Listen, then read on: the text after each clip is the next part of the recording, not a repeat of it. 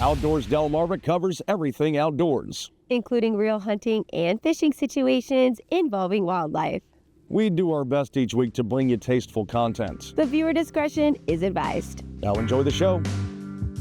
We start off this week in Eden to get ready for a holiday tradition on the water. We'll enjoy a day of cultural heritage at the Nanticoke Indian Museum. Scorchy Talls takes us for a stroll in a Crisfield pecan grove. And we'll sit down with a Hall of Famer in the world of Maryland hunting education. Outdoors Delmarva starts right now. Welcome to Outdoors Delmarva, the show that celebrates our communities, our cultures and traditions, and the places we call home. My name is Jason Lee. And I'm Lauren Hitch. Lauren, Thanksgiving is less than a week away, and I am so excited. Well, you could celebrate Thanksgiving now if you wanted to. Wait, did you bring a turkey and stuffing and pie? Shame on you for thinking that Thanksgiving is just about food. It's a time to be grateful, give thanks. You should give thanks that you have me in your life. I'd be more thankful if you'd brought pie, you turkey. This is Outdoors Delmarva, presented by Gateway Subaru. Higher standards.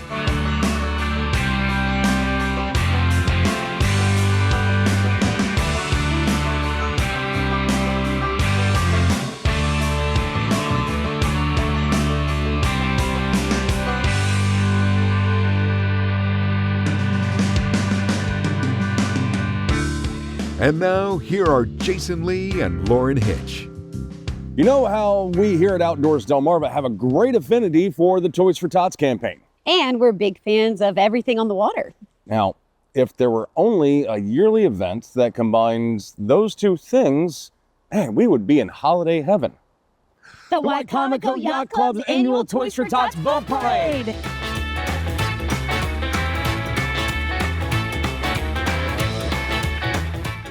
Scott, as I stand here with you next to the scenically pristine waters of the Wicomico Creek, I know that the holiday season is approaching, and that explains our headwear.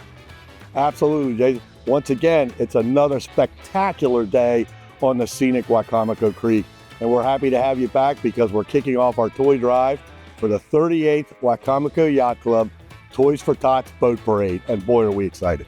This is different, and it's something that is inherently Delmarva. Just getting out there on the water, in the boat, and bringing community spirit together.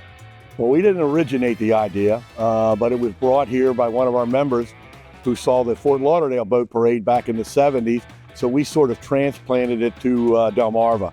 But we've carried the tradition on ever since, and we keep it going, and we want to make every year a better event by trying to collect more and more toys to give to the Marine Corps League for their Toys for Tots campaign.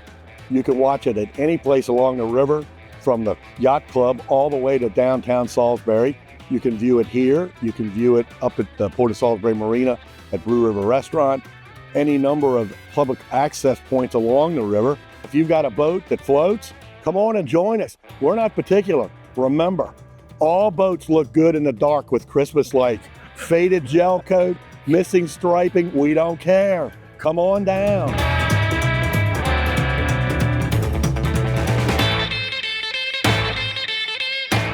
Is there a way that someone can easily find out about not only the events, when it is, and how to get to it, but also to drop off toys like you were talking? Sure. Well, we've already started collecting toys.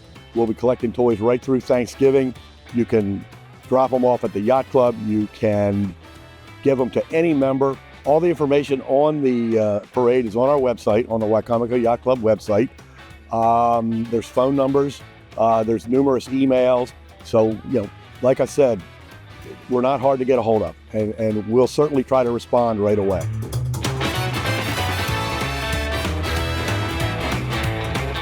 Get outdoors, Delmarva, and bring a toy. A great viewing spot for the parade is Blue River, and if you look closely, you may just see a familiar face on one of those boats this year. I'll be the one trying to fish off the back during the parade. You're watching Outdoors Delmarva, which is presented by Gateway Subaru. Higher standards. Part of giving thanks is remembering and honoring the heritage of where we live. And we can think of no better way to do that than with a trip to the Nanticoke Indian Museum in Oak Orchard. We are at the Nanticoke Indian Museum, which is the only Native American museum in the state of Delaware, and we are celebrating our annual Heritage Day. And Heritage Day is basically a educational experience for the community. We will be showcasing our native dance, showcasing our native foods, and showcasing the museum. We also bring with the event, we have a guest speaker, which is Margaret Hughes of Delaware 250. In 2026, it will be the 250 year anniversary of making the United States. And Delaware and all the other states were involved in making the United States. And as an Indigenous person, I feel that we gave to the history of making the United States. Delaware 250 is the official entity charged with planning the state's commemoration of the United States semi-quincentennial, the long word, the 250th anniversary next year of the signing of the Declaration of Independence. For millennia before July of 1776, millennia before Europeans set foot on North American soil, these lands we now call Delaware, Maryland, Virginia, Pennsylvania, these lands that we now call the United States, were filled with existing nations and confederations with rich histories of their own, with sophisticated systems of governance, trade, and diplomacy.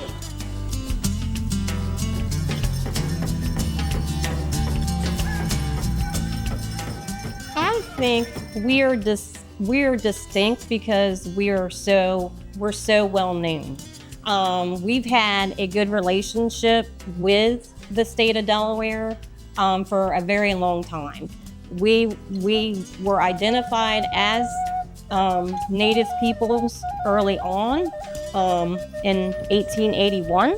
So I think that's what really makes us stand out and makes us distinct.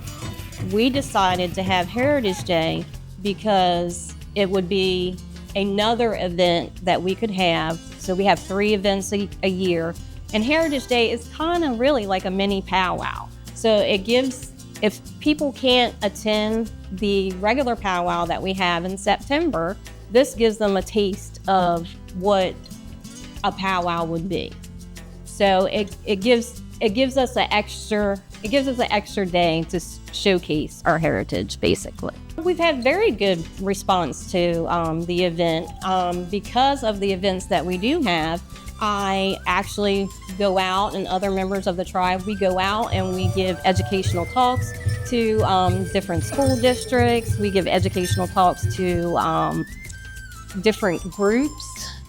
So I feel as though having these events has made people aware that, hey, we're still here and we have something to provide you educationally about the people that were here first in the first state.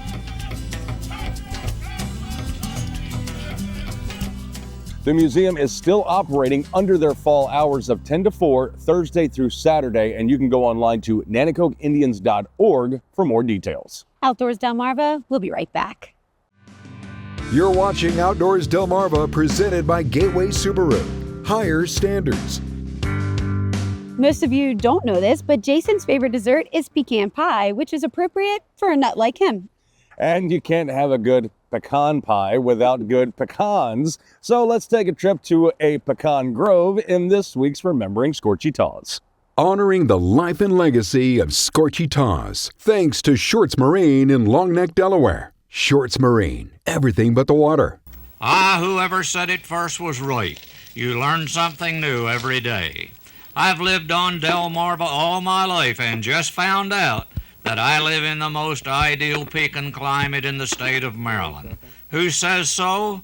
None other than Iliff Miller, the foremost pecan authority I've ever had the pleasure of meeting. I worked for the Department of Agriculture as a liaison officer in the Alabama A&M University. We lived on a street called Pecan Grove Drive, and we had Stewart pecans growing all around our house. When I came back to the Department of Agriculture in Washington, I wanted to find a place within reach of Washington on a weekend where I could have a grove of pecans of my own. And why, we wondered, did he ever choose Crisfield? I wanted to find a place in Maryland, if possible, that had a long growing season, and I found that Crisfield had the longest growing season in the state of Maryland.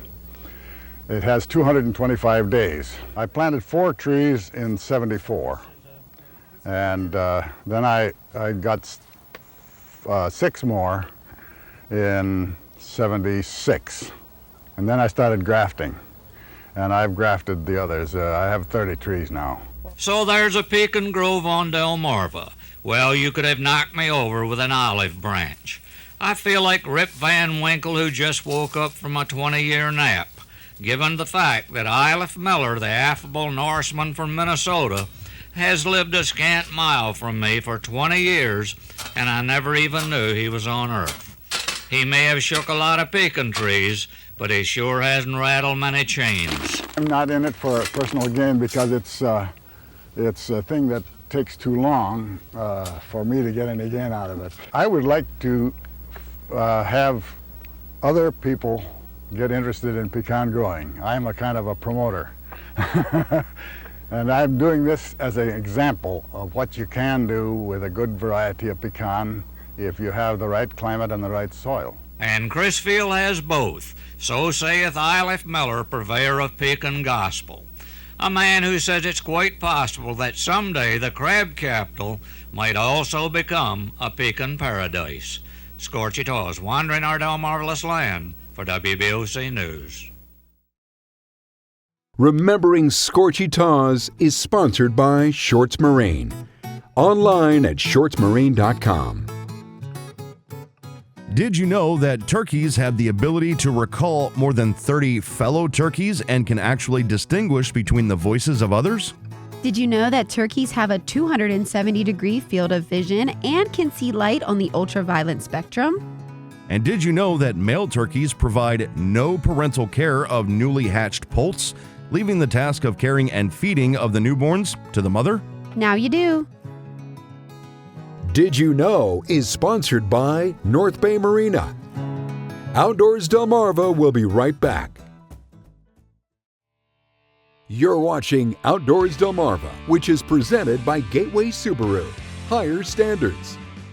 There are some pretty famous people that live right here on Delmarva. And I got to sit down with one of them recently, the 2025 Maryland Hunter Education Instructor Hall of Fame inductee, Johnnie Bennet.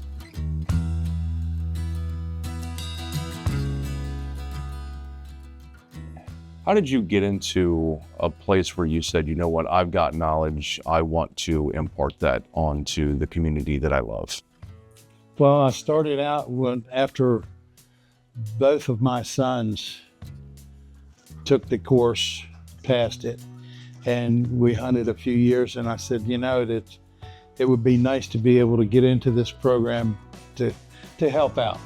That was one thing, and another thing is meeting all these people, you know, and working with the young kids, and then that's been a big thrill for me, is working with the young kids and see them when they come back in and pick up their card and their patch, and they come, you know, thank you, and you know, they thank everybody else, all of the other instructors, and they, you know, they're walking out looking at their card, you know, and hey mom, look what I got, you know, and it's always, you know, a big thrill. We've come a long way. If you look at the statistics of, like during deer season, how many people get hurt, you know, it's gone from way up here to way down here.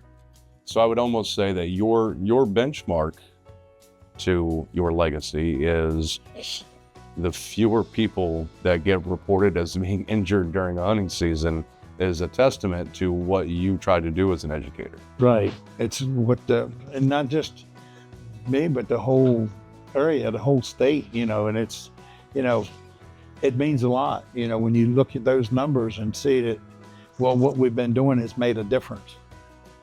With those numbers declining in Maryland hunters getting hurt and injured during a hunting season, being kind of something that you can hang your hat on, you probably never thought about receiving an award of Instructor of the Year, Educator of the Year. So now that you are, what does that award mean to you? It means a lot to me. The Hall of Fame probably means as much to me as anything else. Hall of Fame for the state of Maryland, because it's just something that I've wanted for a while and hoped that I would get. When we would go to the deer blind, we always went early. I said, just so that they could get there and get settled down and get quiet and everything. But we carried deer hunting magazines. So we were all the time watching hunting videos. We all the time had magazines. And, there was nice pictures in most of the magazines. I said, and, they could take and point out where the best shot was, or they could even tell me there was no shot there, And I said, that meant a lot. Tried to instill on them, whenever you lose the joy of being out here and seeing nature, not just going out here and harvesting a deer, but just being out in nature, whenever you lose that joy, it's time to give it up. Do you have any plans of being done as an educator and instructor? As long as they'll let me keep on, I'm going to keep on keeping on. Because it's just like about deer hunting or any kind of hunting, if you lose the thrill of it, you're done with it. I've not lost the thrill yet. I still enjoy it. As long as there's going to be young kids involved with it, I'm going to enjoy it. What a privilege to sit down with Mr. Bennet. And I know there are many a hunter who join me in congratulating him on the achievement and wish nothing but the best for him. We'll check out some viewer photos when Outdoors Delmarva returns. You're watching Outdoors Delmarva, presented by Gateway Subaru. Higher standards. And now, here are Jason Lee and Lauren Hitch. It's time to flip through the photo album and take a look at your latest pictures. Thanks to our friends at North Bay Marina.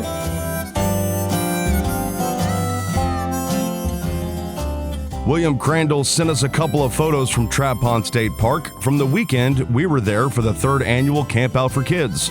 Pretty nice memories right there. Stephanie Owen of Delmar sent in this great shot of the family farm getting harvested. Deb Hilbert of South Bethany sent us this cool photo of a great blue heron taking off from Jefferson Creek. Michael Donahue of Crisfield snapped photos of a great blue and a bald eagle. But rather than spreading their wings, it appears that these two knew how to pose for a good shot. Courtney Russell of Millsboro reminded us that whenever you need a reminder of the blessing from on high, you just need to look up. And Donna Brown of Bridgeville seconds that sentiment with this gorgeous Western Sussex sunset. Outdoors Delmarva viewer pictures are sponsored by North Bay Marina.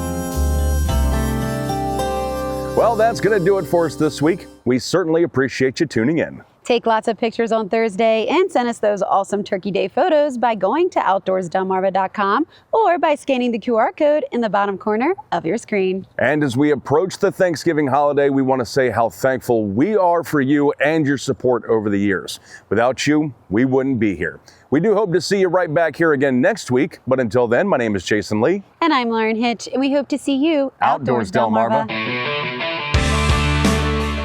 You've been watching Outdoors Delmarva, a Draper Media production, which is proudly presented by Gateway Subaru. Higher standards. Sponsored by Shorts Marine. Everything but the water.